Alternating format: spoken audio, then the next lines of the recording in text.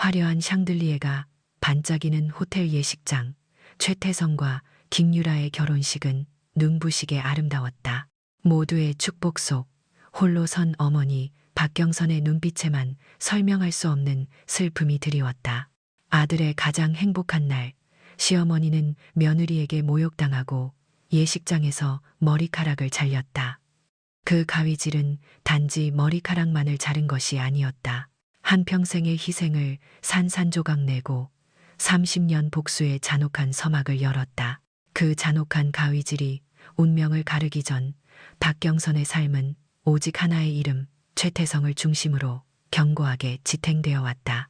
남서울시장 한 구석, 그녀의 국밥집 엄마 손맛은 새벽부터 밤늦게까지 끓어오르는 뜨거운 국물처럼 그녀의 땀과 눈물로 데워진 삶의 축소판이었다.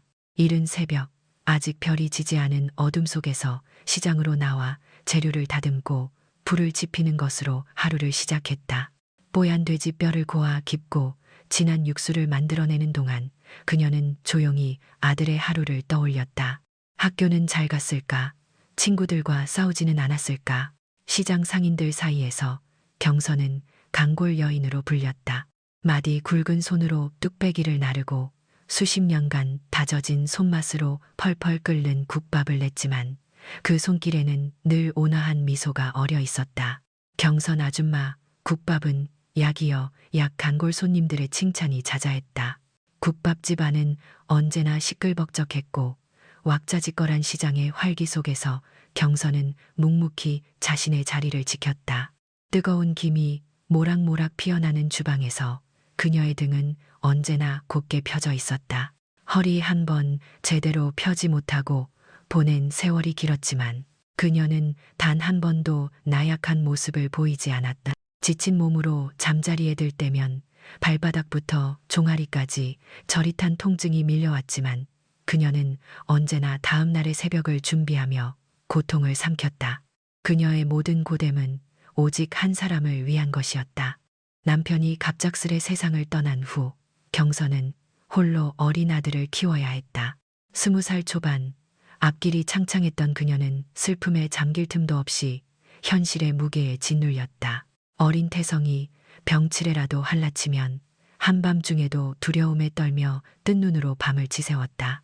고열에 시달리는 아들의 이마를 짚으며 밤새 간호했고 아침이 밝아올 때까지 작은 몸이 조금이라도 더 편안하게 잠들 수 있도록 낡은 이불을 몇 번이고 고쳐 덮어주었다. 맑은 눈망울로 엄마 하고 부르던 아들의 모습은 그녀가 아무리 힘들어도 주저앉지 않게 하는 유일한 힘이었다. 비바람 부는 날에도 손발이 꽁꽁 얼어붙는 겨울에도 그녀는 시장을 지켰다. 한겨울에는 손이 트고 갈라져 피가 나기 일쑤였지만 장갑을 낄 여유조차 없었다. 아들을 좋은 학교에 보내고 남부럽지 않은 번듯한 사람으로 키우겠다는 굳은 다짐만이 그녀의 유일한 나침반이었다. 그녀의 통장에는 최태성 등록금, 최태성 학원비라는 이름으로 채워진 돈들이 차곡차곡 쌓여갔다. 그것은 그녀의 청춘이자 잠 못 이루는 밤들의 기록이었다. 경선에게는 어릴 적부터 꿈꿔왔던 작은 소망들도 있었다. 학창시절 내내 도화지 위에 세상의 모든 색을 담고 싶어 했던 그녀는 화가의 꿈을 품었다. 언젠가는 그림 도구를 사고 조용한 작업실에서 그림을 그리며 여생을 보내고 싶었다. 혹은 한적한 시골 마을에서 작은 카페를 운영하며 평화롭게 노년을 보내는 꿈도 꾸었다. 손님들에게 직접 내린 커피를 건네고 창밖으로 펼쳐진 자연을 벗삼아 여유를 즐기는 상상. 하지만 그 모든 꿈들은 태성이 엄마, 저 변호사가 될 거예요. 라고 말하는 순간 뒤도 돌아보지 않고 서랍 깊숙이 넣어버렸다. 반짝이는 눈으로 자신의 미래를 이야기하는 아들의 모습이 그녀에게는 세상의 어떤 그림보다도 아름다웠다. 그녀의 꿈은 곧 태성의 꿈이 되었다. 고등학교 시절 아들이 밤늦도록 책상에 앉아 씨름할 때면 경선은 아무리 피곤해도 잠자리에 들지 않고 아들 곁을 지켰다. 따뜻한 차를 끓여주고 어깨를 주물러주며 묵묵히 아들을 응원했다. 피땀 흘려 번 돈으로 태성은 명문법대에 합격했고 마침내 번듯한 변호사가 되었다. 시장통 아주머니들은 물론 경선을 아는 모든 이들이 그녀의 성공을 축하했다. 아들의 졸업식 날 검은 법복을 입은 태성의 자랑스러운 모습에 경선은 그제야 지난 세월의 모든 고통을 보상받는 듯한 기분이었다. 그녀의 굳은 살 박힌 손을 감싸쥐며 엄마, 제가 이만큼 자란 건 다 엄마 덕분이에요 라고 말하던 아들의 따뜻한 목소리가 아직도 귓가에 맴도는 듯했다. 그녀는 태성이라면 무엇이든 해줄 수 있다고 믿었고 아들이 행복하다면 어떤 희생도 아깝지 않다고 생각했다. 그것이 그녀의 전부였다. 그녀에게 최태성은 삶의 의미이자 살아가는 이유 그 자체였다. 그러던 어느 날 태성은 경선의 삶에 새로운 장을 열어줄 그러나 동시에 예측할 수 없는 폭풍의 씨앗이 될 소식을 전했다. 그는 조심스럽게 그러나 설레는 목소리로 결혼 소식을 꺼냈다. 상대는 김유라라는 이름의 아가씨였다. 경선은 아들의 결혼 소식에 세상을 다 얻은 듯 기뻐했다. 태성이 드디어 가정을 꾸리고 행복한 삶을 시작할 것이라는 생각에 그녀는 그간의 모든 고단함이 눈 녹듯 사라지는 것을 느꼈다. 유라를 처음 만났을 때 그녀는 태성만큼이나 훤칠하고 아름다운 외모에 좋은 집안 배경까지 갖춘 누가 봐도 완벽한 신부감이었다. 유라의 세련되고 화려한 모습은 억척스럽게 시장에서 살아온 경선과는 너무나 다른 세계의 사람이었지만 경선은 그저 아들이 그런 좋은 사람과 인연을 맺게 된 것에 감사할 따름이었다. 어머니, 저희 결혼해요. 태성의 말에 경선은 감격의 눈물을 훔치며 아들의 손을 꼭 잡았다. 그러나 그 기쁨은 오래가지 않았다. 결혼 준비가 시작되면서 유라의 본 모습과 함께 경선이 감당해야 할 예상치 못한 요구들이 수면 위로 떠올랐다. 유라는 최고급 호텔에서의 호화로운 결혼식을 원했고 드레스부터 예물, 신혼여행까지 모든 것이 최상급이어야 한다고 주장했다. 어머님, 제 친구들은 다 여기서 결혼했어요. 이런 날 아니면 언제 이런 곳에서 해보겠어요? 유라의 말 한마디 한마디는 경선의 소박한 상상을 훨씬 뛰어넘는 것이었다. 태성은 어색하게 웃으며 어머니의 눈치를 살폈지만 유라의 강경한 태도 앞에서는 이렇다 할 반대 의견도 내놓지 못했다. 오히려 유라의 부모님으로부터 태성이 받는 압박은 날이 갈수록 커져갔다. 유라의 어머니는 노골적으로 최 변호사님, 우리 유라에게 이 정도는 해주셔야죠. 사돈 어른께서 국밥집을 하신다 들었는데 혹시 재정적으로 부담되시면 말씀해 주세요. 저희가 도울 수 있는 부분은 없지 않겠지만 그래도 이런 건 신랑 측에서 하는 게 도리 아니겠어요? 라며 태성을 압박했다. 어머니 앞에서 난처한 기색이 역력한 태성은 결국 무릎을 꿇고 경선에게 간곡히 부탁했다. 엄마, 유라가 꼭 여기서 하고 싶대요. 다른 친구들 다 여기서 하는데 자기만 다른 데서 하면 친구들한테 창피하다고. 엄마, 저도 이런 거 부탁하기 정말 싫은데 유라 부모님도 자꾸 저한테 그러시고 딱 한 번만 도와주세요. 엄마, 제가 나중에 꼭 다 갚을게요. 아들의 애원 섞인 목소리에 경선은 가슴이 미어지는 듯했다. 태성의 눈빛 속에서 그녀는 자신이 늘 보아왔던 꿈 많고 순수한 아들의 모습을 보았다. 그가 사랑하는 여인 앞에서 주눅 들지 않고 어깨를 펴고 설 수 있도록 해주고 싶었다. 지난 세월 오직 아들만을 위해 살아온 그녀에게 아들의 행복은 세상 그 무엇과도 바꿀 수 없는 가치였다. 결국 경선은 평생을 아끼고 아껴 모은 돈을 꺼내기로 결심했다. 최태성 등록금, 최태성 학원비라는 이름으로 채워졌던 통장에는 어느새 최태성 결혼 자금이라는 새로운 목표가 생겼다. 새벽부터 밤늦게까지 끓어오르는 국밥 냄새 속에서 그녀는 또다시 고통을 감내했다. 조금이라도 더 아끼기 위해 낡은 옷을 수선해 입고 허리가 부서져라 일했다. 하지만 유라의 요구는 끝이 없었다. 웨딩홀 계약금, 드레스 대여료, 예물, 신혼여행 비용까지 그 모든 것이 경선에게는 감당하기 힘든 액수였다. 그녀의 통장에 있던 돈으로는 턱없이 부족했다.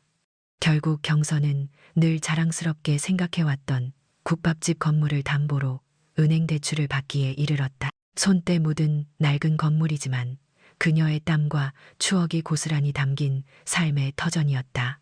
그 건물을 담보로 잡히는 순간 경선의 마음은 갈기갈기 찢어지는 듯했다. 그러나 아들이 행복할 수만 있다면 그 정도 희생쯤은 아무것도 아니라고 스스로를 다독였다. 그녀는 아들의 미래에 대한 투자라고 생각했고 아들의 환한 미소를 상상하며 모든 고통을 삼켰다. 아들의 결혼식은 그녀의 삶 전체를 바쳐 이룬 마지막이자 가장 큰 선물이어야 했다. 드디어 태성의 결혼식 날이었다. 남서울시장의 낡은 국밥집에서 평생을 살아온 박경선은 오늘만큼은 아들의 어깨를 펴게 해주고 싶었다. 그녀는 곱게 다려 입은 빛바랜 한복 저고리에 시장에서 늘 신던 고무신 대신 아들이 선물해준 다른 구두를 신었다. 손에는 대대로 내려온 은수저 한 벌을 소중히 쥐고 있었다. 그것은 태성에게 줄 결혼 선물이었다. 새롭게 시작하는 아들 부부의 앞날의 복을 빌고 어려운 순간에도 변치 않는 가치를 잊지 말라는 어머니의 염원이 담긴 소박한 선물이었다. 호텔 예식장의 화려하고 눈부신 조명 아래 유라는 순백의 웨딩드레스를 입고 여왕처럼 서 있었다. 그녀의 눈부신 아름다움은 경선이 서 있는 한쪽 구석의 소박함을 더욱 도드라지게 했다. 하객들의 축하 속에서도 경선의 시선은 유라의 싸늘한 눈빛에 닿았다.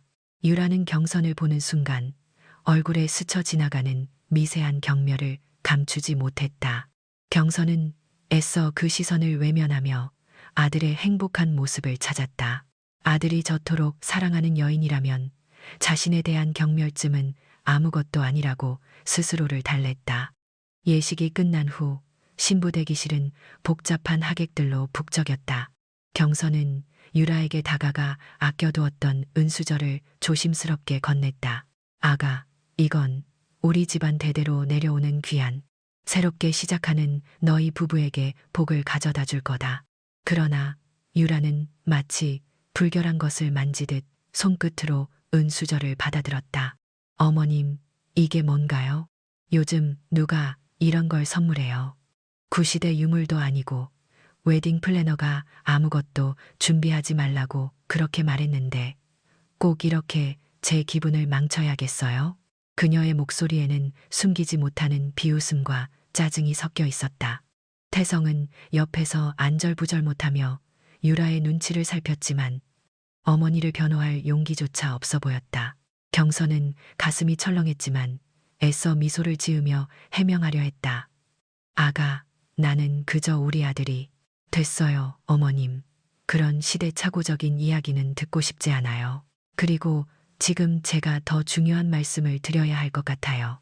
유라는 경선의 말을 끊고 차가운 목소리로 말했다. 그녀의 얼굴은 더 이상 미소를 머금지 않았다. 어머님께서 제 허락도 없이 꽃 장식을 추가하셨더라고요. 저는 분명 심플하게 해달라고 했는데요. 그 추가 비용 500만 원이에요. 지금 당장 계산해 주세요. 경선은 충격에 말을 잇지 못했다. 그녀는 그저 아들의 결혼식이 조금 더 화사하고 풍성하기를 바랐을 뿐이었다. 아가, 그게 무슨. 나는 그저 내 결혼식이 더 화사했으면 해서. 그리고 그 비용은 이미 다 지불했다고 들었는. 지불이요? 어머님이요? 유라가 비웃었다. 그 정도 돈으로 이런 웨딩홀에서 그렇게 꽃 장식을 할 수 있을 거라고 생각하세요? 제가 알아본 비용이 500만 원이에요. 어머님께서 제 고집대로 해주지 않으셨으니 어머님께서 책임지셔야죠. 그녀의 눈빛이 싸늘하게 빛났다. 500만 원도 없으면서 남의 결혼식에 주제넘게 끼어들지 마세요. 이런 식으로 망쳐놓을 거면 차라리 오지 마시지 그랬어요. 유라는 옆에 놓인 가위를 들어 경선에게 들이밀었다. 당장 돈 내놔요. 아니면. 경선의 심장이 쿵 떨어졌다. 유라의 손에 들린 가위가 번뜩이는 순간 그녀는 정신을 차릴 새도 없이 날카로운 가위날이 자신의 머리카락을 스쳐 지나가는 것을 느꼈다. 싹둑. 묵직했던 머리카락 한 줌이 바닥으로 툭 떨어졌다. 이어지는 가위질 소리와 함께 경선의 어깨를 덮고 있던 길고 윤기 나던 머리카락이 무참히 잘려나갔다. 단정하게 빗어 올린 머리가 엉망진창으로 흐트러지고 여기저기 삐죽 튀어나온 머리카락이 그녀의 얼굴을 더욱 초라하게 만들었다. 유라의 입가에는 싸늘한 승리감이 어렸다. 주변의 하객들은 웅성거렸고 몇몇은 충격에 입을 다물지 못했다. 그러나 누구 하나 선뜻 나서서 유라를 말리는 이가 없었다. 경선은 손으로 잘려나간 머리카락을 더듬었다. 심장이 찢어지는 듯한 고통이 온몸을 휘감았다. 그러나 더 큰 고통은 옆에 서 있던 태성에게서 왔다. 그는 이 모든 상황을 그저 멍하니 지켜보고만 있었다. 유라가 가위를 휘두르는 순간에도 그의 입에서는 어떤 재지도 나오지 않았다. 그의 눈빛은 회피와 난처함으로 가득했다. 그리고 유라가 만족스러운 표정으로 가위를 내려놓자 태성은 겨우 입을 열었다. 엄마, 대체 왜 그러셨어요? 유라가 싫다는 걸 왜 자꾸. 오늘 같은 날까지 엄마 때문에 제가 얼마나 난처한지 아세요? 유라 기분 망치면 저까지 힘들어져요. 그의 목소리에는 원망과 짜증이 뒤섞여 있었다. 그는 유라의 편에 서서 어머니를 비난했다. 경선은 아들의 말을 믿을 수 없었다. 평생을 바쳐 키운 아들이 자신의 가장 처참한 순간에 비수가 되어 날아왔다. 그 순간 경선의 모든 세상이 무너져 내렸다. 평생을 아들만을 위해 살아온 그녀의 삶이 이 한순간에 산산조각났다. 그녀의 눈에서는 눈물조차 나오지 않았다. 목구멍 깊은 곳에서부터 올라오는 고통은 그녀의 영혼을 갉아먹는 듯했다. 사랑으로 가득했던 가슴은 차가운 얼음으로 변해버렸다. 내 아들이 날 버렸구나. 절망과 배신감 속에서 경선은 마침내 깨달았다. 이제 더 이상 아들을 위한 삶은 없다. 지난 30년 자신을 송두리째 바쳐온 삶은 끝났다. 그녀의 내면에서 무언가가 뚝 끊어지는 소리가 들렸다. 그리고 그 잘려나간 조각들 사이에서 차갑고 단단한 결심이 싹 텄다. 그녀는 두 번 다시 과거의 박경선으로 살지 않으리라. 이젠 자신만을 위한 삶을 살리라. 그리고 이 모든 수모를 되갚아 주리라. 피폐해진 경선의 눈빛 속에서 오랜 잠에서 깨어난 듯한 차가운 불꽃이 일렁였다. 그녀는 고통 속에서 재생을 선택했다. 이제 더 이상 물러설 곳은 없었다. 그녀의 새로운 삶은 이 잔혹한 웨딩홀에서 시작될 터였다.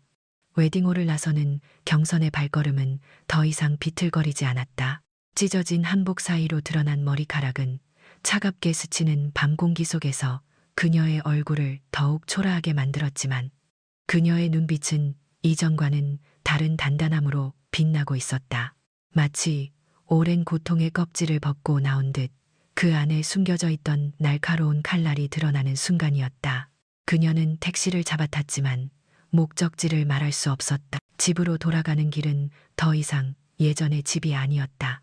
그곳은 오직 아들을 위해 존재했던 공간이었으니 한참을 망설이다 그녀는 오랜만에 홀로 머물렀던 작은 여관방으로 향했다. 새벽녘 차가운 공기가 흐르는 여관방 침대에 앉아 경선은 자신의 잘려나간 머리카락을 만져보았다. 엉망진창으로 잘린 머리카락은 거울 속 그녀의 모습을 낯설게 만들었다. 지난 30년간 아들을 위해 모든 것을 참고 희생했던 엄마 박경선의 흔적은 이제 어디에도 없었다. 남은 것은 오직 깊은 상처와 그 상처를 응고시켜 만든 단단한 결심뿐이었다. 그녀는 조용히 자리에서 일어나 낡은 가위로 남은 머리카락을 마저 잘랐다. 더 이상 길게 늘어뜨릴 이유가 없었다. 짧게 잘린 머리카락은 그녀의 얼굴을 더욱 선명하게 드러냈고 그 속에서 빛나는 두 눈은 어둠 속에서도 길을 찾을 듯 날카로웠다. 그녀는 제일 먼저 아들에게 전화를 걸었다.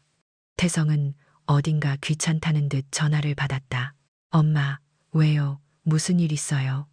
그의 목소리에는 이제 막 시작된 신혼의 단꿈에 방해받아 짜증이 섞여 있었다. 경선은 차갑게 대답했다. 이제부터 내 생활비는 네가 벌어서 쓰고 유라와 관련된 어떤 재정적인 지원도 없을 거다. 태성은 순간 당황한 듯 말을 잇지 못했다. 엄마, 무슨 말씀을 그렇게 하세요? 유라 어머니한테도 제가 다 해결한다고 말씀드렸는데 네가 알아서 해결해라. 이제 나는 너희 부부 일에 더 이상 관여하지 않을 거야. 내 통장도 정리할 거고 내게 빌려준 돈도 갚아달라 할 거다. 경선의 단호한 목소리에 태성은 더욱 당황하며 유라를 찾았다. 유라, 엄마가 이상해. 경선은 그들의 대화를 더 이상 듣지 않고 전화를 끊었다. 그리고 다음 날 아침 그녀는 은행으로 향했다. 최태성 등록금, 최태성 학원비, 최태성 결혼 자금이라는 이름으로 채워졌던 모든 통장을 해지하고 남은 돈을 자신의 이름으로 된 새로운 계좌에 옮겼다. 이제 그 돈은 오직 박경선을 위한 것이었다. 수십 년 만에 처음으로 자신만을 위한 선택을 한 순간이었다. 그녀의 손은 떨렸지만 마음은 점차 고요해졌다. 경선은 자신이 겪은 모든 수모의 근원을 파헤치기로 결심했다. 유라의 잔인함 뒤에는 분명 어떤 의도적인 배경이 있을 것이라고 직감했다. 그녀는 작은 스마트폰을 들고 익숙지 않은 손놀림으로 검색창에 김유라의 이름을 입력했다. 화려한 드레스와 명품 가방으로 치장한 유라의 SNS 계정은 경선이 살아온 세계와는 너무나 동떨어진 곳이었다. 과시와 허영으로 가득 찬 피드 속에서 경선은 유라의 어머니 장옥란의 이름과 얼굴을 발견했다. 그 이름이 눈에 들어오는 순간 경선의 심장은 쿵 하고 떨어졌다. 오래전 묻어두었던 기억의 파편들이 마치 깨진 거울 조각처럼 뇌리 속을 스쳤다. 장옥란, 그 이름은 30년 전 남서울시장을 송두리째 뒤흔들었던 악몽과 같았다. 젊은 시절의 경선은 시장 사람들과 함께 장옥란이라는 거대 부동산 업자의 탐욕에 맞서 싸웠었다.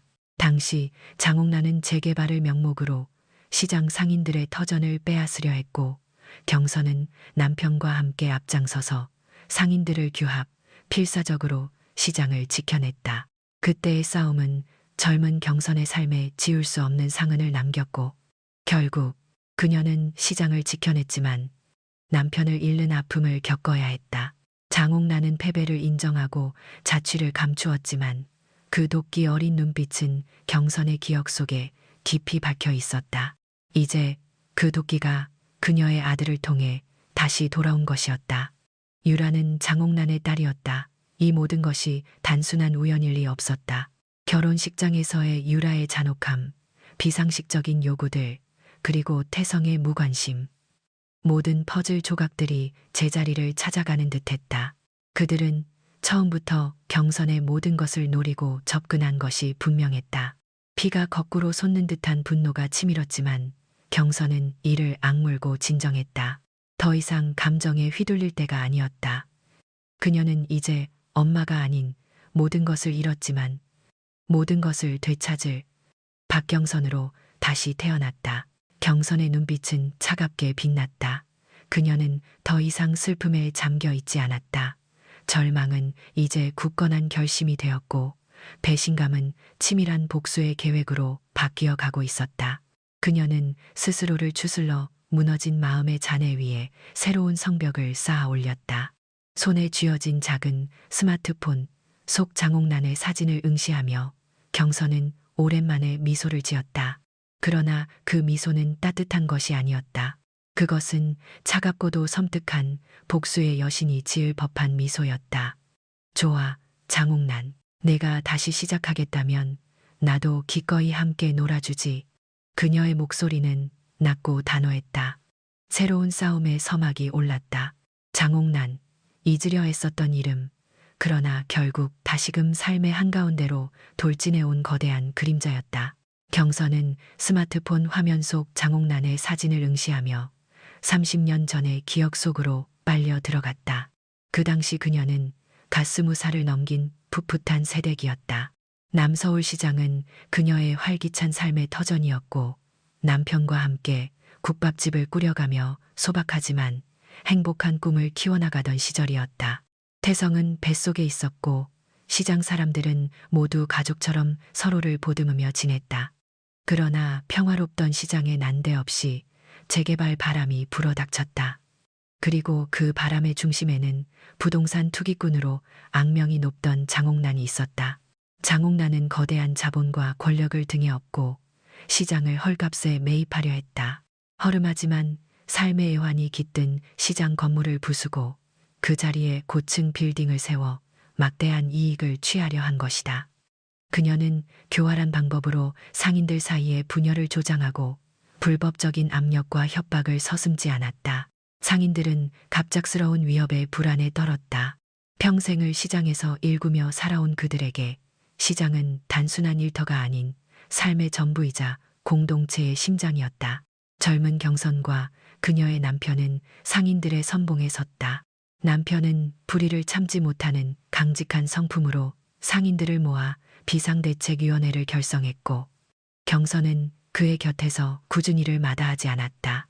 새벽부터 밤늦게까지 시장을 돌며 상인들의 서명을 받고 장옥란의 부당함을 알리는 전단을 돌렸다.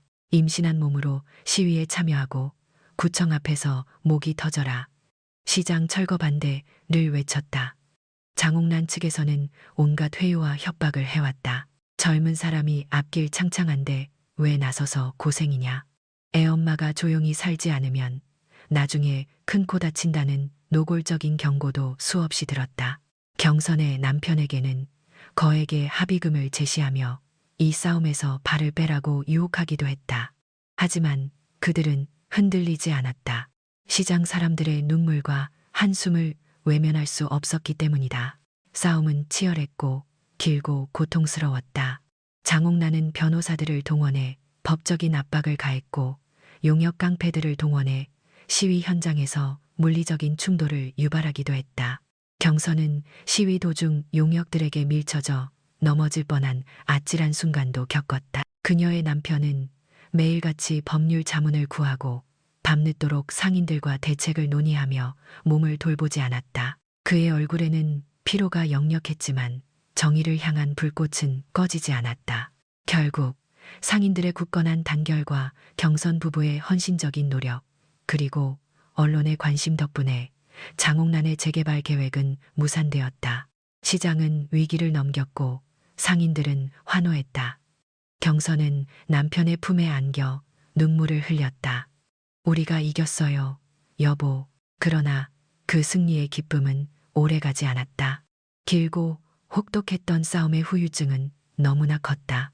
승리 후 얼마 되지 않아 경선의 남편은 과로와 스트레스로 갑작스레 쓰러져 세상을 떠났다. 그녀에게 남은 것은 태성을 임신한 몸과 슬픔과 상실감으로 황폐해진 마음뿐이었다.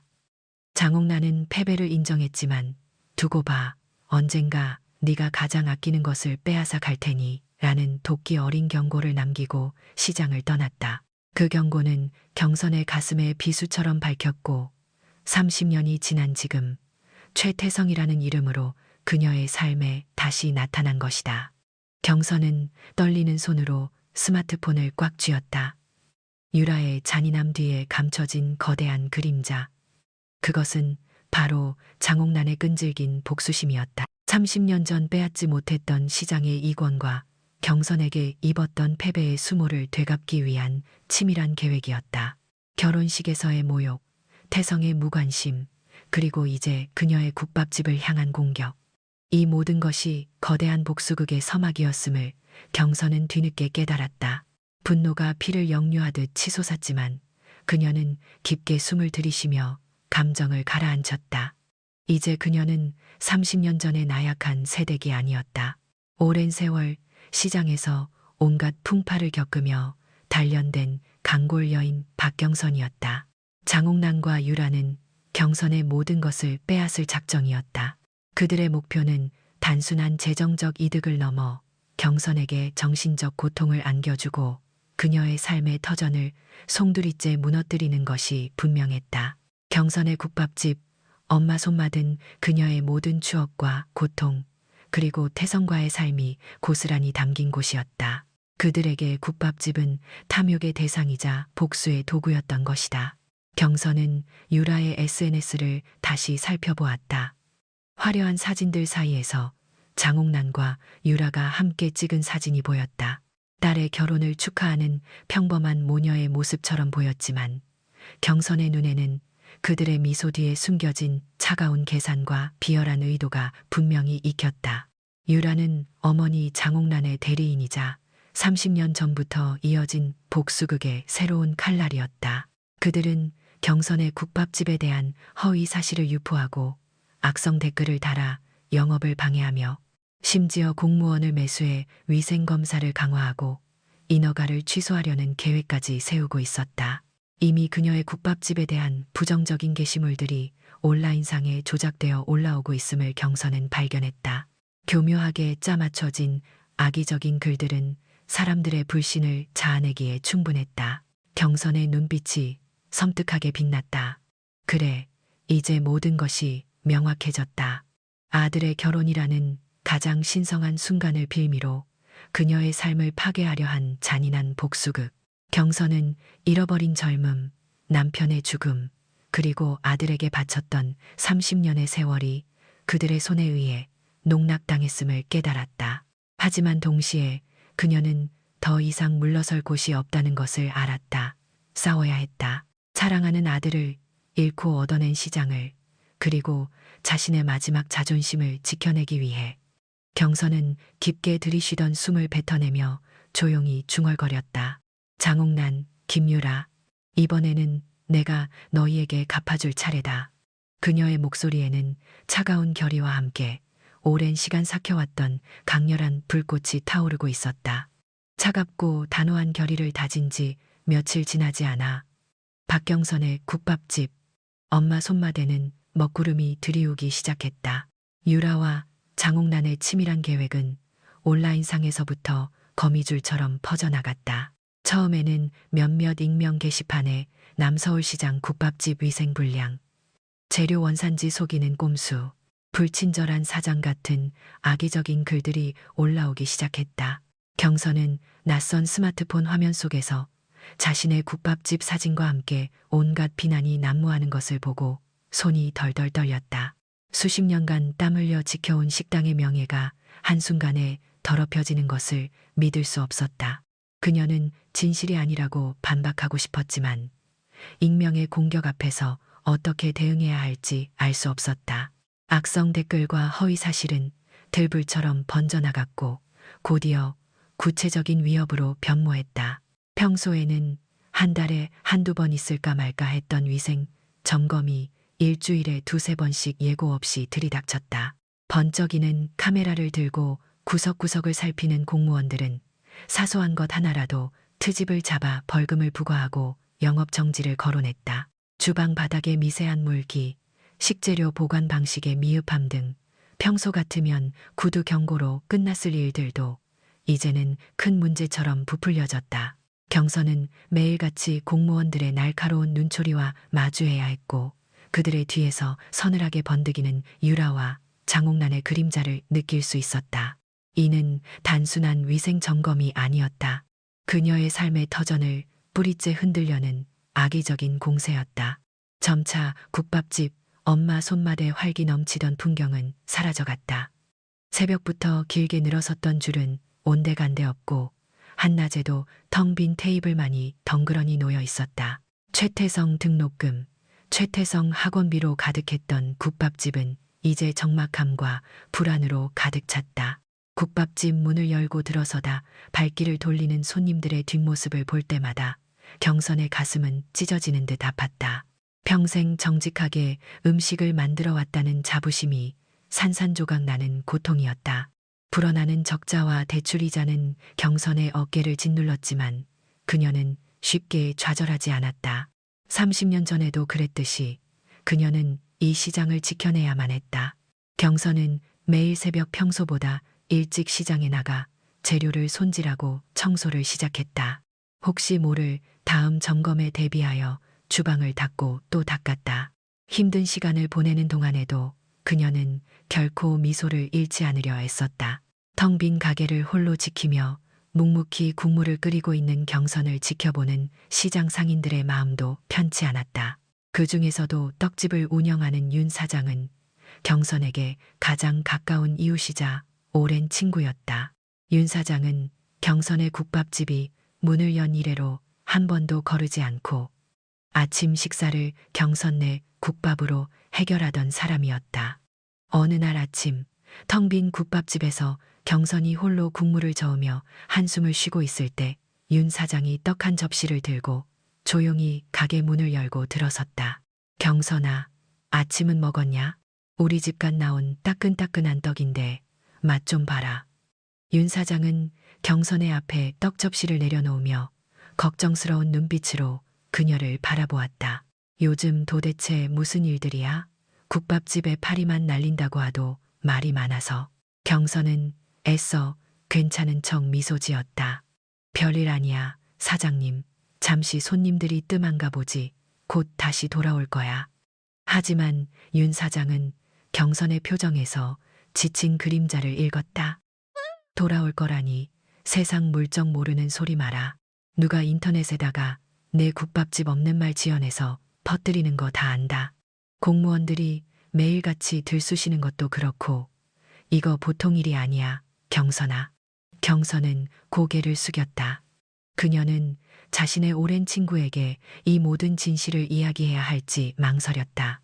하지만 윤 사장의 따뜻한 눈빛 앞에서 그녀는 결국 무너졌다. 30년 전 장옥란과의 싸움, 그리고 태성의 결혼식에서 겪었던 수모, 유라와 장옥란의 치밀한 복수극까지 경선은 그간의 모든 일을 털어놓았다.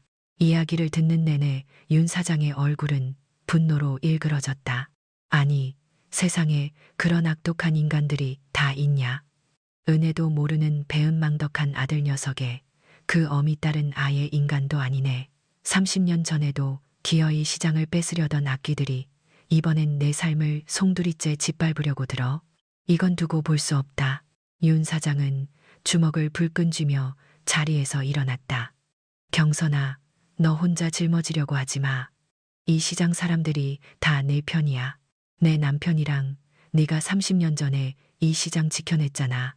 우리가 이번에도 함께 막아줄게. 걱정 마라. 그 후 윤 사장은 시장 상인들에게 경선이 겪고 있는 일을 상세히 알렸다.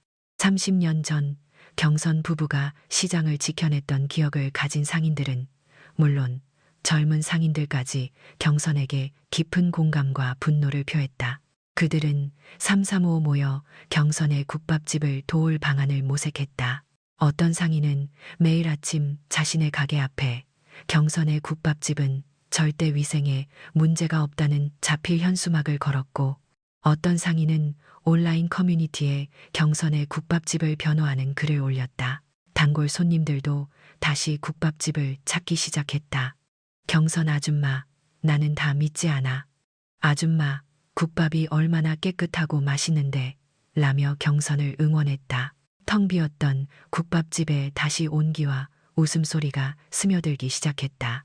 경선은 따뜻한 온기로 채워지는 국밥집을 보며 눈시울이 붉어졌다. 혼자라고 생각했던 싸움에 든든한 아군이 생겼다는 사실에 그녀는 다시 한번 용기를 얻었다. 30년 전과 똑같은 방식으로 시장의 공동체가 그녀를 지탱해주고 있었다. 비록 아들의 배신으로 깊은 상처를 받았지만 그녀에게는 아직 잃지 않은 소중한 가치와 사람들이 있었다. 이젠 그녀 혼자만의 싸움이 아니었다. 시장 사람들의 굳건한 지지 속에서 경선은 더욱 단단해졌다. 그녀는 주방으로 들어가 정성껏 국물을 끓였다. 이제 이 뜨거운 국물은 단순한 음식이 아니라 그녀와 시장 공동체에 꺾이지 않는 의지를 상징하는 것이었다. 어머니 박경선이 시장의 뜨거운 온기 속에서 새로운 의지를 다지고 있을 때 아들 최태성의 삶은 전혀 다른 세계에서 펼쳐지고 있었다. 강남의 고층 빌딩 숲, 통유리 창 너머로 도시의 야경이 화려하게 펼쳐지는 고급 아파트에서 태성은 유라와 함께 신혼생활의 단꿈에 젖어 있었다. 아침에는 최고급 원두로 내린 커피 향이 가득했고 저녁에는 값비싼 와인과 함께 코스 요리가 식탁에 올랐다.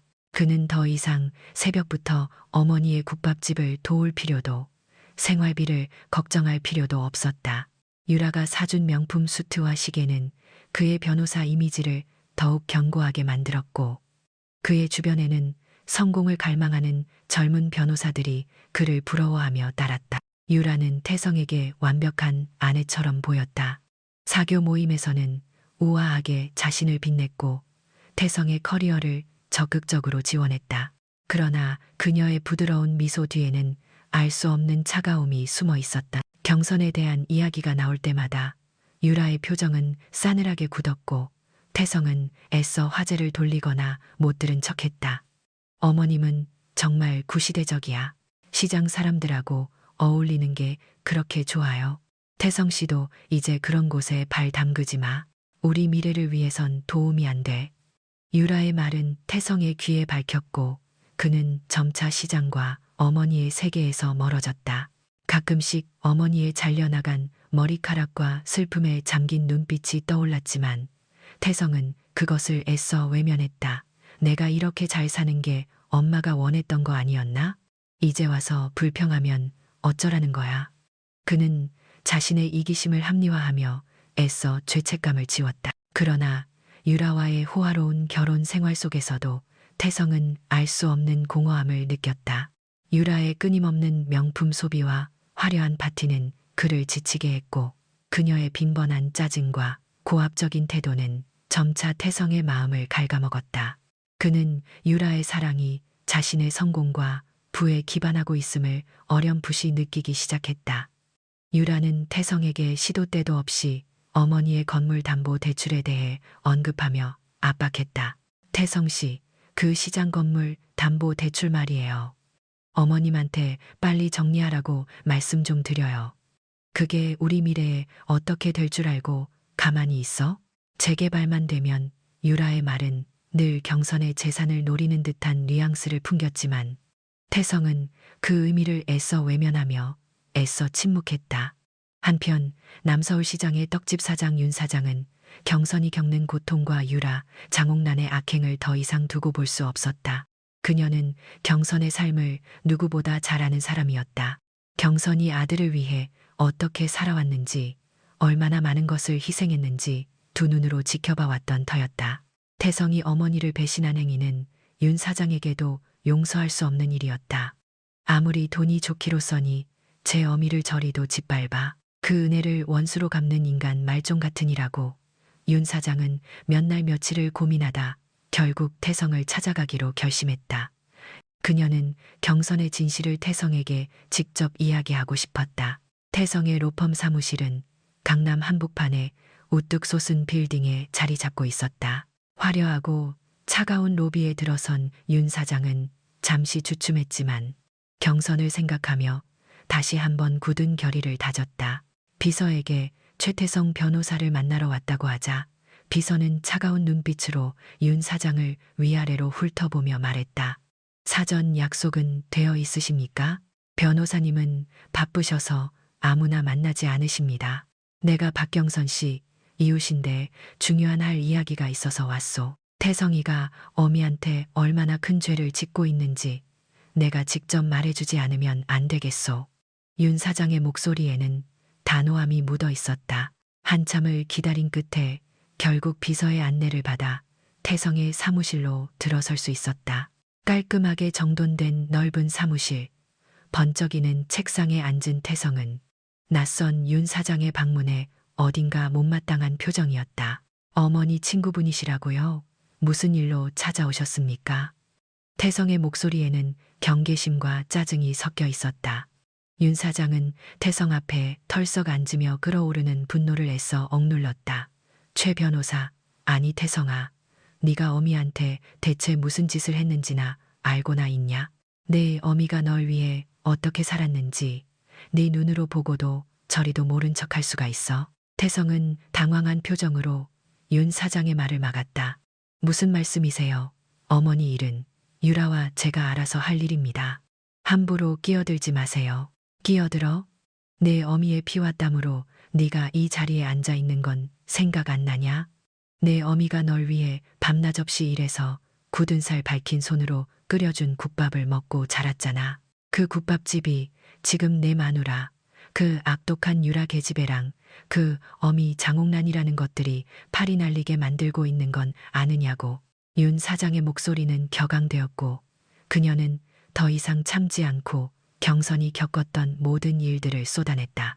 30년 전 장옥란이 시장을 빼앗으려 했던 일, 경선 부부가 어떻게 시장을 지켜냈고 그 과정에서 남편을 잃었는지, 그리고 유라와 장옥란이 경선의 결혼식에서 저지른 만행, 국밥집에 대한 악의적인 소문과 공무원 매수까지. 윤 사장은 분노에 찬 목소리로 태성을 몰아붙였다. 내 어미가 널 위해 평생을 바쳤는데 내 마누라는 내 어미의 모든 것을 빼앗으려 하고 있어. 결혼식장에서 내 어미 머리카락을 가위로 잘랐어.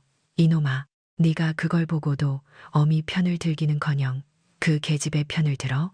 태성의 얼굴은 점차 굳어갔다. 윤 사장의 이야기는 그의 뇌리 속에 오랫동안 묻어두었던 기억의 조각들을 하나둘씩 끄집어냈다. 결혼식장에서의 유라의 잔인한 표정, 그리고 자신의 무력했던 모습. 그는 애써 진실이 아니라고 부정하려 했지만 윤 사장의 눈빛에는 흔들림 없는 확신이 담겨 있었다. 유라가 그럴 리가. 태성은 떨리는 목소리로 중얼거렸다. 그럴 리가. 내 눈으로 똑똑히 보고도 모른 척했잖아. 내 마누라가 시장 사람들을 괴롭히고 내 어미의 평생을 망가뜨리려 하고 있다고. 이게 네가 그토록 원했던 성공이냐? 어미의 피눈물로 쌓아올린 성공이냐고. 윤 사장의 말은 비수처럼 태성의 심장을 꿰뚫었다. 그의 잘 정돈된 사무실은 갑자기 답답하게 느껴졌다. 화려한 도시의 야경도 더 이상 아름답지 않았다. 그는 유라의 말만 믿고 어머니의 희생을 애써 외면하려 했던 자신의 이기심과 비겁함에 몸서리쳤다. 윤 사장은 자리에서 일어나 태성을 날카롭게 노려보며 마지막 말을 남겼다. 태성아, 네가 지금 누리고 있는 모든 것은 네 어미의 눈물 위에 세워진 거야. 진실을 외면하지 마라. 언젠가 그 대가를 혹독하게 치르게 될 거다. 윤 사장이 사무실을 나선 후에도 태성은 한참 동안이나 자리에 못 박힌 듯 앉아 있었다. 그녀의 말이 귓가에 맴돌며 그의 마음을 뒤흔들었다. 유라의 아름다운 미소 뒤에 감춰진 섬뜩한 그림자, 그리고 어머니의 희생과 고통. 그의 머릿속은 혼란으로 가득 찼고 이제 막 시작된 호화로운 신혼생활은 더 이상 예전처럼 달콤하게 느껴지지 않았다. 그의 가슴속 깊은 곳에서 미세하지만 거스를 수 없는 의심의 씨앗이 싹트기 시작했다. 윤 사장이 남긴 말은 최태성의 가슴속에 깊숙이 박혀 화려했던 신혼의 장막을 걷어냈다. 그의 눈에 비치던 유라의 천진한 미소는 더 이상 순수하지 않았고 어머니의 지친 얼굴이 환영처럼 아른거렸다. 그는 애써 진실을 외면하려 했지만 윤 사장의 격앙된 목소리가 뇌리에서 떠나지 않았다. 어미의 피와 땀으로 네가 이 자리에 앉아 있는 건 생각 안 나냐? 그 말 한마디가 그의 성공을 지탱하던 허울 좋은 벽들을 산산조각 내는 듯했다. 다음 날 태성은 평소보다 일찍 사무실에 출근했다. 그의 머릿속은 온통 어머니와 유라, 그리고 시장에 대한 생각으로 가득했다. 그는 윤 사장의 말이 단순한 비난이 아닐지도 모른다는 섬뜩한 예감을 떨칠 수 없었다. 익숙하게 열던 법률 서적 대신 자신의 노트북을 켜고 조심스럽게 검색창에 남서울시장 국밥집을 입력했다. 수많은 기사와 블로그 글들 사이로 최근 몇 달간 집중적으로 올라온 악의적인 게시물들이 눈에 띄었다. 엄마 손맛 국밥, 위생 불량 고발, 원산지 속이는 국밥집 등 자극적인 제목들이 마치 기다렸다는 듯이 그를 맞았다. 태성은 충격을 받았다. 그의 어머니는 평생 정직하게 장사해온 사람이었다. 그는 유라와 장옥란이 국밥집을 공격하고 있다는 윤 사장의 말을 떠올렸다. 설마 하는 마음으로 게시물들을 클릭했다. 대부분 익명 계정이나 새로 만들어진 계정에서 작성된 글들이었다. 사진과 함께 조작된 듯한 내용들이 빼곡히 채워져 있었고 댓글창은 혐오와 비난으로 도배되어 있었다. 변호사로서 오랫동안 온라인상의 증거를 다뤄온 그의 직감은 이 모든 것이 조직적인 여론 조작임을 강력히 시사했다. 그는 능숙하게 IP 주소를 추적하고 게시물 업로드 패턴을 분석하기 시작했다. 새벽 시간대에 일괄적으로 올라온 글들, 동일한 표현이 반복되는 댓글들, 그리고 특정 지역에서 집중적으로 접속된 기록들, 그의 의심은 확신으로 변해갔다. 이 모든 악의적인 공격 뒤에는 분명한 배후가 있었다. 그러나 그는 아직 결정적인 증거를 잡지 못했다. 태성은 망설임 끝에 유라에게 전화를 걸었다. 유라, 혹시 요즘 어머니 국밥집에 안 좋은 소문 같은 거 들은 적 있어? 인터넷에 보니까 이상한 글들이 많던데. 유라는 순간 당황한 듯 했지만 이내 태연한 목소리로 대답했다. 어머머, 그래요? 저도 바빠서 몰랐네요. 시장 바닥이야. 원래 그런 소문이 많지 않겠어요? 태성 씨는 그런 푼수 같은 얘기에 신경 쓰지 마요. 괜히 어머니 일에 신경 쓰다가 우리 일까지 망치지 말고요. 유라의 말투에는 경선에 대한 미묘한 경멸이 묻어 있었다. 태성은 유라의 대답에서 싸늘한 벽을 느꼈다. 그녀는 알고 있었다. 아니, 어쩌면 그녀가 이 모든 일의 중심에 있을지도 모른다는 생각에 그의 심장이 차갑게 식어갔다. 다음 날 새벽, 태성은 몰래 남서울 시장으로 향했다. 어머니에게는 연락하지 않았다. 그는 낯선 행인처럼 시장 구석구석을 살폈다. 그의 어머니 국밥집은 평소 같으면 손님들로 북적여야 할 시간인데도 텅 비어 있었다. 굳게 닫힌 문을 한참 동안 바라보던 태성은 문득 가게 앞 CCTV 카메라에 시선이 닿았다. 그는 망설임 끝에 시장 경비실로 향했다. 변호사 신분을 밝히고 최근 몇 주간의 CCTV 영상을 요청했다. 경비원은 처음에는 난색을 표했지만 태성의 단호한 태도에 결국 협조했다. 수많은 영상 속에서 태성은 충격적인 장면들을 목격했다.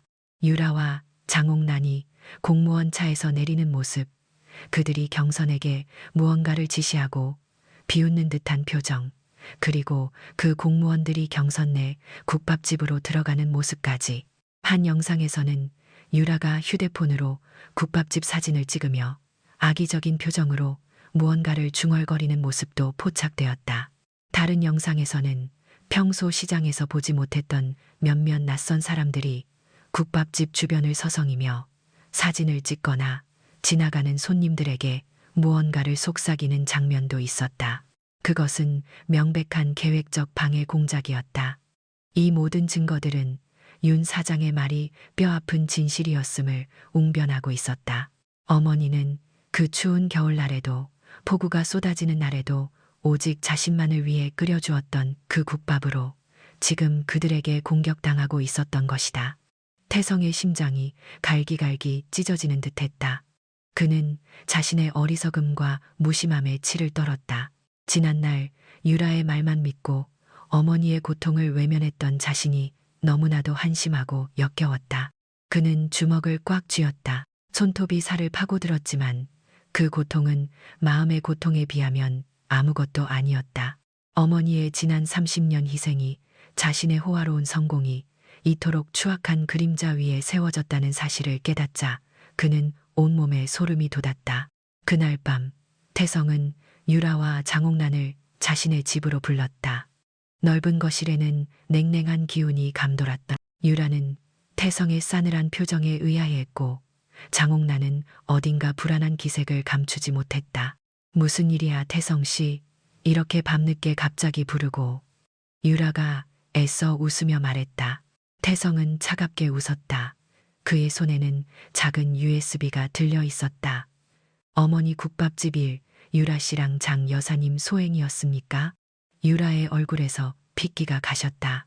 장옥란의 눈빛이 날카롭게 변했지만 이내 가면을 쓴 듯 차분해졌다.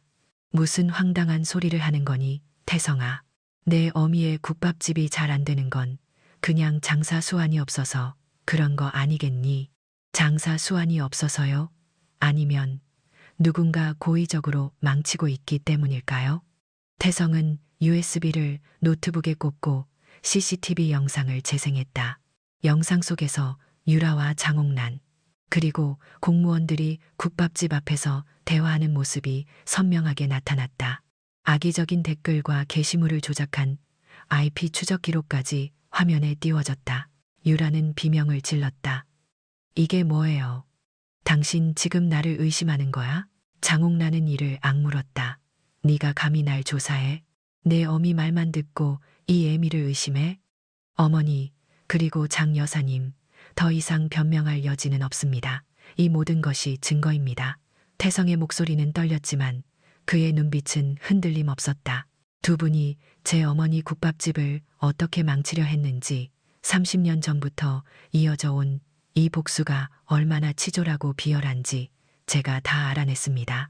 유라는 태성에게 달려들어 노트북을 닫으려 했다. 이런 말도 안 되는 소리 하지 마. 당신 지금 제정신이 아니야. 태성은 유라의 손을 뿌리쳤다. 제정신이 아닌 건 당신이야, 김유라.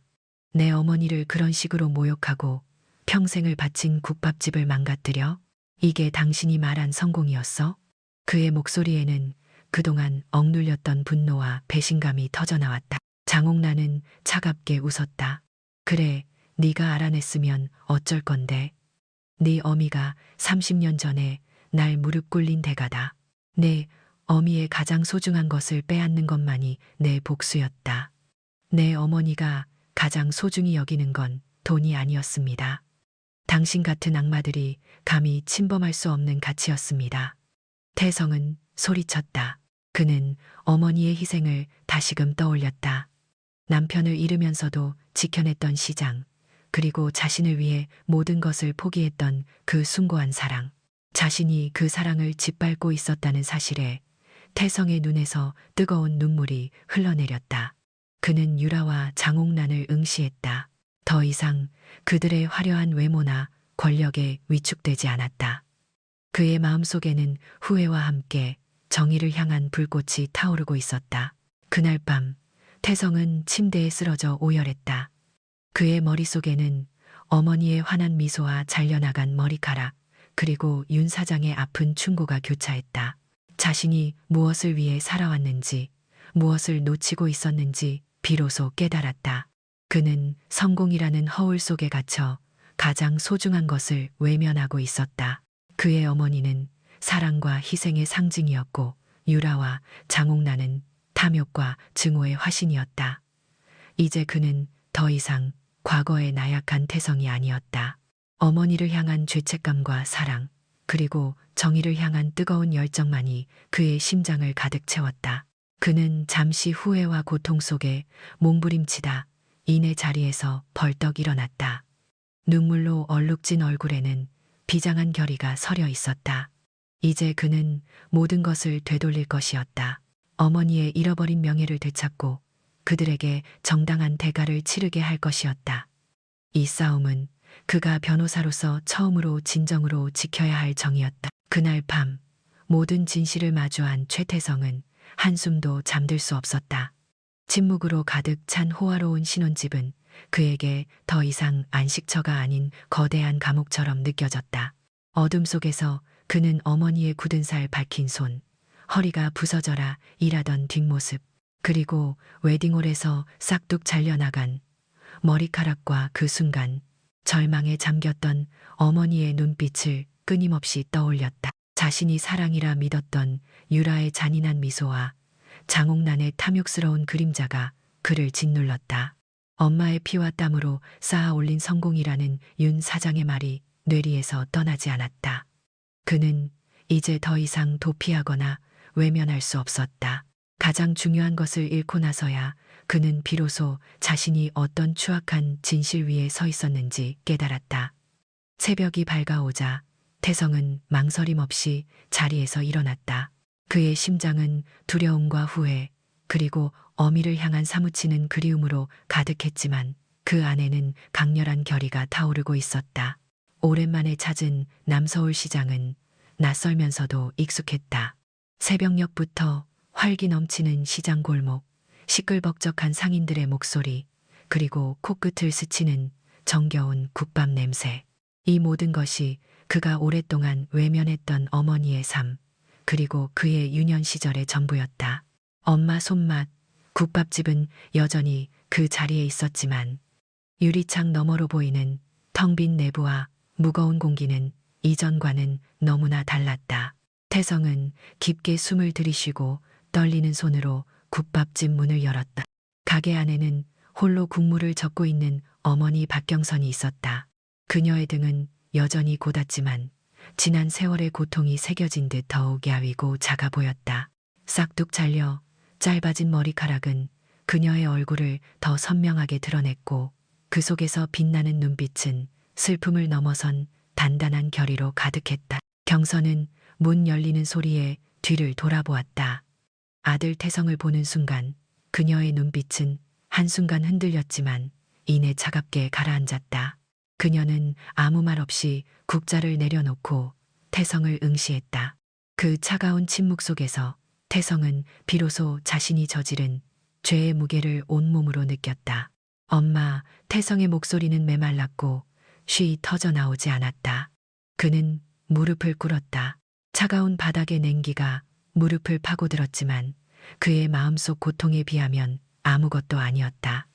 뜨거운 눈물이 하염없이 흘러내려 바닥을 적셨다. 엄마, 제가 정말 죽을 죄를 지었습니다. 불효자식입니다. 엄마를 믿지 못하고 유라와 그 장옥란이라는 여자들의 거짓말에 속아 평생을 저를 위해 희생한 엄마를 이렇게 버리고 제가 정말 나쁜 놈입니다. 그의 어깨는 한없이 떨렸고 목소리는 흐느낌에 잠겼다. 그는 고개를 들지 못하고 어머니의 발치에 엎드렸다. 어린 시절 잘못을 저지를 때마다 어머니의 치마폭에 얼굴을 묻고 용서를 빌던 그때처럼. 하지만 이제는 되돌릴 수 없는 깊은 상처를 남긴 후였다. 경선은 그 자리에 못 박힌 듯 서 있었다. 아들의 눈물 섞인 사죄를 듣는 순간 그녀의 마음속 깊이 묻어두었던 지난 30년의 세월이 파노라마처럼 스쳐 지나갔다. 갓난아기였던 태성이 고열에 시달리던 밤, 학교 운동장에서 넘어져 무릎이 깨진 태성을 부축하며 울던 날, 그리고 검은 법복을 입고 졸업식에서 자신을 자랑스럽게 바라보던 아들의 모습까지, 이 모든 기억들이 밀려왔지만 동시에 웨딩홀에서의 잔인한 가위질과 자신을 외면하던 태성의 차가운 눈빛이 그녀의 뇌리를 스쳤다. 사랑과 배신, 희생과 상처가 뒤섞이며 경선의 마음은 갈갈이 찢어지는 듯했다. 이제 와서 무슨 소용이니. 경선의 목소리는 낮고 떨렸지만 그 속에는 억누를 수 없는 슬픔과 실망감이 짙게 배어 있었다. 네가 나에게 해온 짓들이 겨우 이 몇 마디 사과로 사라질 수 있을 것 같니? 네가 나를 외면할 때, 내 아들이 나를 버렸다고 생각했을 때 내 심장이 어떻게 찢어졌는지 너는 감히 상상도 못할 거다. 그녀의 눈가에도 뜨거운 물기가 맺혔지만 그녀는 애써 그것을 참아냈다. 다시는 아들 때문에 눈물을 보이지 않으리라 다짐했던 자신과의 약속을 지키기 위해서였다. 태성은 어머니의 차가운 목소리에 더욱 죄책감에 몸부림쳤다. 엄마, 제발 한 번만 용서해 주세요. 제가 모든 것을 되돌려 놓겠습니다. 유라와 장옥란이 엄마에게 한 짓들, 제가 변호사로서 모든 것을 밝혀내고 정당한 대가를 치르게 할 겁니다. 엄마의 명예, 국밥집, 그리고 엄마의 지난 세월의 모든 한을 제가 반드시 풀어드리겠습니다. 그는 고개를 들고 눈물로 얼룩진 얼굴로 어머니를 올려다보았다. 그의 눈빛은 필사적이었고 그 속에는 진심 어린 후회와 함께 강렬한 의지가 타오르고 있었다. 경선은 한참 동안 아들을 말없이 응시했다. 그 눈빛 속에서 그녀는 어린 시절 장난을 치다 넘어졌을 때도 절대 울지 않고 씩씩하게 일어섰던 아들의 모습을 보았다. 그리고 정의를 향한 뜨거운 열정을 품고 법대에 가겠다던 젊은 날의 태성을 다시 보았다. 그녀의 마음속 깊은 곳에서 얼어붙었던 모성애가 조금씩 녹아내리는 것을 느꼈다. 비록 깊은 상처를 입었지만 그녀는 여전히 아들을 사랑했다. 그녀는 아들을 용서할 준비가 되어 있었다. 그러나 그것은 쉬운 용서가 아니었다. 뼈아픈 배신을 겪은 후에 찾아온 너무나도 값비싼 용서였다. 경선은 천천히 태성의 옆으로 다가갔다. 그리고 쭈그리고 앉아 떨리는 손으로 아들의 어깨를 잡았다. 태성아, 네가 진심으로 잘못을 뉘우치고 있다면 네 어미는 너를 용서할 준비가 되어 있다. 그녀의 목소리는 여전히 슬픔에 젖어 있었지만 그 안에는 따뜻한 모성애와 함께 희미한 희망이 깃들어 있었다. 하지만 네가 내게 저지른 상처는 쉽게 아물지 않을 거다. 네가 진정으로 속죄하고 싶다면 네가 가진 그 지식과 능력을 옳고 그른 것을 가리는 데 써라. 힘없는 사람들을 위해, 그리고 내 어미의 억울함을 밝히는 데 써라. 그것만이 네가 나에게 진정으로 속죄하는 길이 될 것이다. 태성은 어머니의 손길에 고개를 들었다. 눈물로 흐려진 시야 속에서 어머니의 희미한 미소가 보였다. 그 미소는 그를 모든 것으로부터 용서하는 듯 했지만 동시에 앞으로 그가 짊어져야 할 무거운 책임감을 일깨우는 듯 했다. 그는 어머니의 손을 잡고 다시 한번 맹세했다. 네, 엄마, 제가 반드시 그렇게 하겠습니다. 엄마의 이름에 다시는 먹칠하지 않을 겁니다. 제가 변호사로서 엄마와 이 시장을 지켜내겠습니다. 그 순간 국밥집의 정적은 깨지고 희미한 온기가 스며들었다. 모진 폭풍우를 견뎌낸 나무처럼 경선과 태성 사이에 찢어졌던 관계는 이제 상처를 품고 다시 뿌리내리기 시작했다. 완벽한 치유는 아니었지만 굳건한 첫걸음이었다. 아들은 어머니의 깊은 상처를 직시했고 어머니는 아들의 진심 어린 뉘우침을 받아들였다. 이제 그들은 각자의 고통을 넘어 함께 맞서 싸워야 할 공동의 적을 향해 나아갈 준비를 하고 있었다. 어머니의 눈물과 아들의 결의가 한데 섞여 새로운 전투의 서막을 알리는 침묵의 맹세가 국밥집 안에 울려 퍼졌다. 어머니의 국밥집을 나선 태성의 발걸음은 더 이상 방황하지 않았다.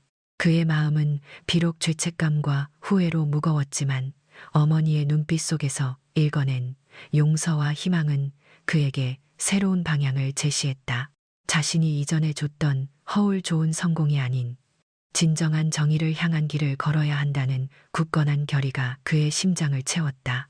더 이상 유라의 달콤한 유혹이나 장옥란의 탐욕스러운 그림자에 흔들릴 이유가 없었다. 그는 이제 자신의 능력과 지식을 어머니의 명예와 시장의 정의를 위해 사용해야 할 때임을 분명히 알았다. 가장 먼저 태성은 유라에게 이혼 소송을 제기했다. 화려한 신혼집으로 돌아온 그는 유라의 냉랭한 시선과 마주했다. 유라는 태성이 자신과 장옥란의 악행을 알아냈다는 사실에 경악하며 발악했지만 태성은 단 한 번의 눈빛도 흔들리지 않았다. 그의 목소리는 차갑고 단호했다. 김유라 씨, 우리 결혼은 처음부터 당신과 장 여사님의 치밀한 복수극의 도구였습니다. 더 이상 이 추악한 관계를 이어갈 이유가 없습니다. 유라는 분노에 찬 비명을 질렀고 장옥란은 변호사를 선임해 맞서 싸우겠다고 으름장을 놓았다. 그러나 태성은 이미 모든 준비를 마친 상태였다. 이혼 서류를 제출하는 그의 손은 떨렸지만 그 떨림 속에는 지난날의 모든 잘못을 청산하고 새로운 삶으로 나아가겠다는 굳은 의지가 담겨 있었다. 법원에 제출된 이혼 소장은 태성이 과거의 자신과의 단절을 선언하는 비장한 선언문과도 같았다. 이혼 소송과 동시에 태성은 유라와 장옥란을 상대로 법적 전쟁을 시작했다. 그의 어머니 박경선이 겪은 모든 고통과 수모를 되갚아 주기 위한 치밀한 계획이었다. 그는 노트북에 담긴 증거들을 다시 한번 꼼꼼히 살폈다. 유라와 장옥란이 시장 공무원들을 매수하여 어머니의 국밥집을 압박하는 CCTV 영상, 악의적인 온라인 게시물을 조작하고 유포한 IP 추적 기록, 그리고 그들이 시장 재개발 이권을 노렸던 과거 자료들까지. 변호사로서 오랜 경험을 통해 쌓은 전문적인 지식과 날카로운 직감은 이 모든 증거들을 하나의 강력한 법적 무기로 만들었다. 그는 법률팀과 밤샘 회의를 거듭하며 고소장을 작성했다. 고소장에는 명예훼손, 업무방해, 공무원 매수라는 혐의가 명확하게 명시되었다. 단순한 개인적인 복수를 넘어 사회 정의를 바로 세우고 부패한 권력을 고발하는 공익적인 성격의 소송임을 강조했다. 장옥란이 30년 전에도 시장 사람들의 터전을 빼앗으려 했던 전과를 면밀히 파헤쳐 그녀의 오랜 탐욕과 집요한 복수심을 법정에서 만천하에 드러낼 작정이었다. 유라의 경우 결혼식에서의 인격 모욕과 어머니의 사업을 고의적으로 방해한 행위에 초점을 맞춰 고소장을 작성했다. 태성은 이 사건이 단순한 가족사가 아닌 우리 사회의 만연한 부패와 탐욕, 그리고 자식의 불효가 낳은 비극임을 알리기 위해 언론을 적극적으로 활용하기로 결정했다. 그는 신뢰할 수 있는 기자들을 접촉하여 자신이 확보한 모든 증거와 어머니가 겪은 고통을 상세하게 설명했다. 처음에는 반신반의하던 기자들도 태성이 내민 명확한 증거와 진정성 있는 태도에 이내 흥미를 보였다. 특히 30년 전부터 이어진 장옥란의 시장 재개발 음모와 그 뒤에 숨겨진 유라의 악행은 언론의 주목을 받기에 충분했다. 언론 보도가 터져나오자 사회는 발칵 뒤집혔다. 재력가의 딸, 시어머니 머리카락 자르고 사업방해, 30년 만에 재현된 시장 상인과 부동산 거물의 싸움, 아들의 배신, 그리고 뒤늦은 정의의 심판 등 자극적인 제목의 기사들이 쏟아져 나왔다. 온라인 커뮤니티와 SNS는 분노와 비난으로 들끓었다. 유라와 장옥란은 순식간에 파렴치한 악당으로 낙인 찍혔고 그들의 과거 행적과 현재의 추악한 민낯이 여론의 심판대에 올랐다. 태성은 이 모든 과정을 차갑고 이성적으로 지켜봤다. 그는 언론의 힘이 공권력에 압박을 가하는 동시에 재판 과정에서 유리한 여론을 형성할 수 있음을 잘 알고 있었다. 어머니 경선은 아들이 언론과 법의 힘을 빌려 자신의 억울함을 밝히려 하는 모습에 처음에는 복잡한 감정을 내비쳤다. 언론의 관심이 부담스러웠고 혹여 아들이 더 큰 위험에 처할까 염려했다. 그러나 태성은 어머니를 안심시켰다. 엄마, 제가 변호사로서 마땅히 해야 할 일입니다. 엄마를 지키고 우리 시장을 지키는 것이 이제 제 삶의 목표입니다. 그의 확고한 눈빛과 비장한 결의의 경선은 점차 아들을 믿고 모든 것을 맡기기로 했다. 아들이 진정한 어른으로 정의로운 변호사로 다시 태어나는 모습을 지켜보는 것은 그녀에게 새로운 희망이었다. 태성의 사무실은 밤낮 없이 불이 꺼지지 않았다. 그는 잠을 줄여가며 법률 서류를 검토하고 유사 판례를 분석하며 법정에서 유라와 장옥란의 거짓말을 논리적으로 반박할 전략을 세웠다. 그는 사선 변호사들을 상대로 시뮬레이션 재판을 진행하며 자신의 변론을 더욱 견고하게 다졌다. 이 모든 과정은 단순한 직업적인 업무가 아니었다. 그것은 어머니를 향한 속죄이자 그 자신을 구원하는 치열한 자기 성찰의 과정이었다. 그의 변호사 명함에 적힌 이름, 최태성은 이제 더 이상 돈과 성공만을 좇는 이기적인 변호사가 아니었다. 그는 진정한 정의를 위해 싸우는 어머니의 아들이었다. 모든 준비가 완벽하게 마무리되었을 때 태성은 비장한 표정으로 재판을 기다렸다. 이제 그의 손에 들린 법봉으로 지난 30년의 복수극의 종지부를 찍을 때가 다가오고 있었다. 마침내 정의의 심판이 시작될 날이 밝았다.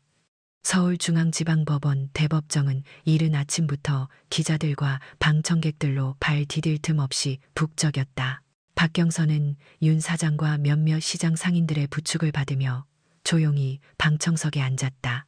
그녀의 얼굴에는 오랜 고통이 새겨져 있었지만 아들이 자신을 위해 싸우는 모습을 지켜보겠다는 굳은 의지가 서려 있었다.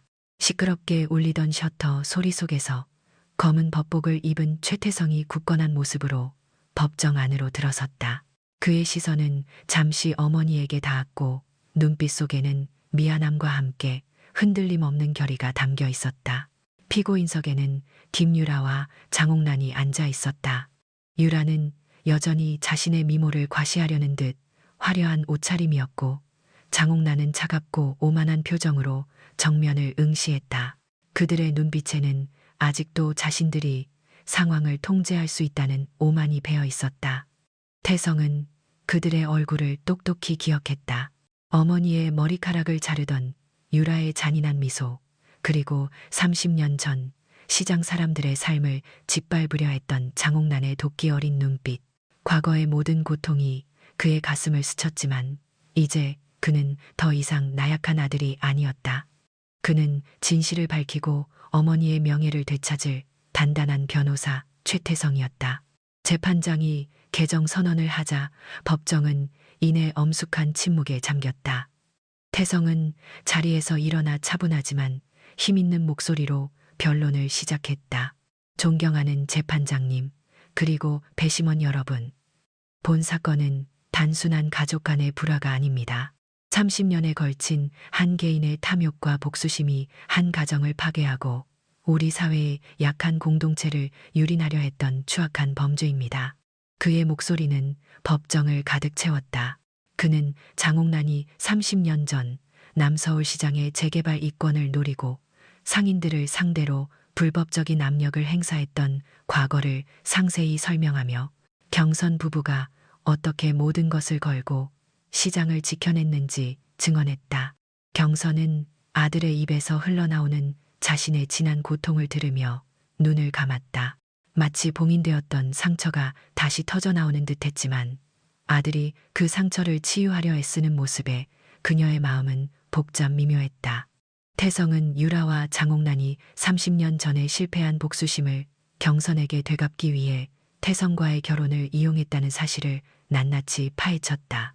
그는 결혼식에서의 인격 모욕, 즉 유라가 경선의 머리카락을 무참히 자른 행위부터 시작하여 국밥집 엄마 손맛을 고의적으로 망가뜨리기 위해 온라인 여론 조작, 공무원 매수 등의 불법 행위를 저지른 증거들을 제시했다. 노트북 화면에 CCTV 영상과 IP 추적 기록, 그리고 공무원과의 통화 녹취록까지 선명하게 재생되자 법정 안은 술렁였다. 유라는 얼굴이 하얗게 질린 채 온몸을 떨었고 장옥란은 자신의 완벽한 계획이 허무하게 무너지는 것을 믿을 수 없다는 듯 태성을 노려보았다. 하지만 태성은 그들의 분노에 아랑곳하지 않았다. 피고인들은 한 개인의 삶과 그 삶이 깃든 터전을 돈벌이 수단으로 혹은 복수의 도구로 여겼습니다. 이들의 행위는 명백한 명예훼손, 업무방해, 그리고 공무원 매수죄에 해당합니다. 저는 피고인들에게 합당한 처벌을 내려주시기를 간곡히 요청합니다.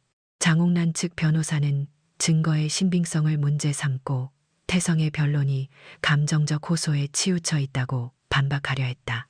유라는 애써 눈물을 흘리며 자신이 경선에게 심한 말을 한 것은 인정하지만 사업방해나 공무원 매수는 어머니와는 무관한 일이라고 주장했다.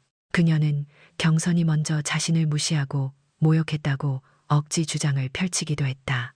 그러나 태성은 그들의 모든 반박을 논리적이고 치밀한 증거들로 단숨에 제압했다. 피고인 김유라는 자신의 어머니 장옥란의 30년 묵은 복수심을 대리하는 도구에 불과했습니다. 이 모든 행위는 면밀히 계획된 공동 범죄이며 그 배후에는 장옥란의 탐욕이 있었습니다.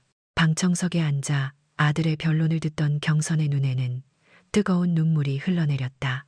아들은 이제 더 이상 과거의 나약한 태성이 아니었다. 그는 자신을 버리고 배신했던 아들이 아닌 진정으로 어머니를 지키려 싸우는 정의로운 변호사였다. 그녀의 가슴 깊이 자리했던 상처가 아물지는 않았지만 아들이 진심으로 자신의 잘못을 뉘우치고 속죄하려 애쓰는 모습은 그녀에게 깊은 위로와 희망을 주었다. 시장 상인들도 아들의 변론에 감격하여 주먹을 쥐고 응원했다. 치열한 공방 끝에 최종 변론의 시간이 다가왔다. 태성은 마지막으로 다시 한번 자리에서 일어섰다. 그의 시선은 흔들림 없이 장옥란과 유라에게 향했다. 피고인들은 이 법정에서도 여전히 자신들의 죄를 부인하며 변명으로 일관하고 있습니다. 그러나 진실은 그 어떤 거짓으로도 가릴 수 없습니다. 한 어머니의 평생이 담긴 삶의 터전을 파괴하려 했던 이들의 잔혹한 행위는 결코 용서받을 수 없습니다. 법의 심판으로 이 땅의 모든 박경선 여사님들이 더 이상 탐욕과 불의에 짓밟히지 않고 살아갈 수 있는 사회가 되기를 간절히 바랍니다. 재판장은 심사숙고 끝에 유라와 장옥란에게 유죄를 선고했다. 장옥란은 30년 전의 재개발 비리 전과와 이번 사건의 주도적인 역할을 고려하여 중형을 선고받았고, 유라 역시 명예훼손, 업무방해, 그리고 어머니의 범죄에 가담한 죄로 실형을 면치 못했다. 재판장의 판결이 선고되자 유라는 비명을 지르며 바닥에 주저앉았고, 장옥란은 분노로 이글거리는 눈빛으로 태성을 노려보았다. 그러나 그들의 눈빛에는 더 이상 과거의 오만이 아닌 패배와 절망만이 가득했다. 방청석에서는 박수와 함께 정의가 실현되었다는 안도의 한숨이 터져나왔다. 경선은 아들을 바라보았다. 태성 또한 어머니를 바라보며 조용히 고개를 숙였다. 그들의 눈빛 속에는 말없이 주고받는 용서와 속죄, 그리고 깊은 이해가 담겨 있었다. 재판이 끝난 후 태성은 유라와의 이혼 절차를 마무리하기 위해 서둘렀다. 이제 더 이상 지체할 이유가 없었다. 법원에 제출된 서류에 마지막 서명을 하는 순간 그의 지난 결혼 생활은 공식적으로 종지부를 찍었다. 화려했던 강남의 신혼집은 이제 텅 비어 있었고, 유라와의 관계는 지난날의 악몽처럼 사라져버렸다. 그는 모든 것을 잃었지만 동시에 가장 중요한 것을 되찾은 기분이었다. 그것은 바로 어머니의 사랑과 자신의 잃어버렸던 정의감이었다. 어둠 속에서 방황하던 최태성은 비로소 빛을 찾아 진정한 자신의 길을 걸을 준비를 마쳤다. 폭풍이 핥히고 간 자리에 고요함이 찾아왔다. 남서울시장에는 재판 결과가 가져온 희망의 기운이 서서히 감돌기 시작했다. 유라와 장옥란이 감옥에 갇히고 언론은 그들의 추악한 행태를 연일 보도했다. 처음에는 충격에 얼어붙었던 시장 상인들도 서서히 기지개를 켰다. 엄마 손맛, 국밥집을 향한 악의적인 소문들은 거품처럼 사라지고, 오히려 경선과 시장 상인들의 굳건한 연대에 대한 미담이 퍼져나갔다. 텅 비었던 가게는 점차 활기를 되찾기 시작했다. 오래된 단골 손님들이 하나둘씩 돌아와 경선 아줌마 국밥이 최고요, 최고 라며 칭찬을 아끼지 않았다. 윤 사장은 매일같이 떡을 들고 와 경선을 응원했고, 다른 상인들도 국밥집을 홍보해주며 물심양면으로 도왔다. 국밥집의 뜨거운 김은 이제 단순한 음식이 아니라 불의에 맞서 싸워 이긴 시장 공동체의 자부심과 회복력을 상징하는 것이 되었다. 경선은 다시 새벽부터 국물을 끓이고 손님들을 맞았지만 그녀의 마음은 이전과는 달랐다. 더 이상 아들을 위한 희생만이 아니었다. 그녀는 이 시장을, 그리고 스스로를 지켜낸 강인한 여인이었다. 최태성은 유라와의 이혼 절차가 마무리되자마자 강남의 호화로운 아파트를 떠나 남서울시장으로 돌아왔다. 그의 옷차림은 더 이상 명품 수트가 아니었고, 그의 눈빛은 허영심으로 가득했던 과거와 달랐다. 시장 한쪽 구석, 예전엔 버려졌던 작은 창고 건물을 개조하여 최태성 변호사 사무실이라는 간판을 달았다. 간판 아래에는 시민들을 위한 무료 법률 상담이라는 작은 글귀가 쓰여 있었다. 그는 변호사로서의 첫걸음을 시장의 가장 낮은 곳에서 시작했다. 값비싼 수임료를 받는 대형 로펌 대신 그는 시장 상인들의 임대차 분쟁, 노인들의 작은 사기 피해, 외국인 노동자들의 부당 해고 사건 등을 무료로 상담하고 변호했다. 그의 사무실은 언제나 도움을 청하는 이들로 북적였다. 복잡한 서류들을 검토하고 법률 용어를 알기 쉽게 설명해주는 그의 모습에는 진심 어린 열정이 깃들어 있었다. 태성은 어머니의 희생을 통해 얻은 자신의 지식과 능력이 비로소 올바른 곳에 쓰이고 있음을 깨달았다. 그의 성공은 더 이상 개인적인 명예나 부가 아니라 공동체를 위한 봉사였다. 시장 사람들은 그를 정의로운 변호사라 부르며 신뢰했고, 그는 어머니의 국밥집처럼 시장의 또 다른 든든한 버팀목이 되어갔다. 어느 날 저녁, 경선은 가게 문을 닫고 홀로 주방에 앉아 차가운 차 한 잔을 마시고 있었다. 태성은 사무실에서 돌아오는 길에 어머니 가게에 들러 그녀의 어깨를 주물러 주었다. 엄마, 오늘도 고생 많으셨죠? 그의 목소리에는 깊은 애정과 존경심이 담겨 있었다. 경선은 아들의 손길에 잔잔한 미소를 지었다. 이젠 괜찮다. 힘들지도 않아. 내 덕분에 이젠 국밥집도 다시 활기를 찾았고 엄마도 마음 편히 장사할 수 있게 됐으니. 경선은 조용히 차를 내려놓고 아들을 마주 보았다. 태성아, 엄마는 이제 내 삶을 살고 싶다. 태성은 어머니의 말에 놀랐지만 이내 그녀의 눈빛에서 깊은 결의를 읽었다. 엄마가 평생을 너를 위해 그리고 이 시장을 위해 살았지 않니? 이제는 정말 엄마를 위한 시간을 가지고 싶다. 오래전 꿈꿔왔던 작은 소망들도 다시 꺼내보고 싶고. 경선은 오래된 서랍 깊숙이 넣어두었던 낡은 스케치북을 꺼냈다. 빛바랜 그림들 속에는 어린 시절, 그녀가 꿈꾸었던 화가의 꿈, 그리고 한적한 시골 마을의 작은 카페 그림들이 고스란히 담겨 있었다. 태성은 그림들을 보며 어머니가 얼마나 많은 꿈을 포기했는지 다시금 깨달았다. 며칠 후 경선은 국밥집을 오랫동안 함께 일해온 믿음직한 직원에게 맡기기로 했다. 젊은 직원은 경선의 비법을 전수받아 엄마 손맛 국밥집의 전통을 이어가기로 했다. 경선은 자신의 작은 낡은 집도 정리하고 최소한의 집만을 꾸렸다. 태성은 어머니가 떠나는 것을 아쉬워했지만 그녀의 새로운 삶을 진심으로 응원했다. 엄마, 저도 엄마처럼 이 시장을 그리고 힘없는 사람들을 지켜내겠습니다. 엄마의 뜻을 이어받아 정의로운 변호사가 되겠습니다. 태성은 어머니의 손을 잡고 굳건히 맹세했다. 경선은 아들의 머리를 쓰다듬으며 따뜻하게 웃었다. 내 아들 잘 될 거다. 엄마는 이제 걱정 없어. 어느 맑은 가을날 경선은 공항으로 향했다.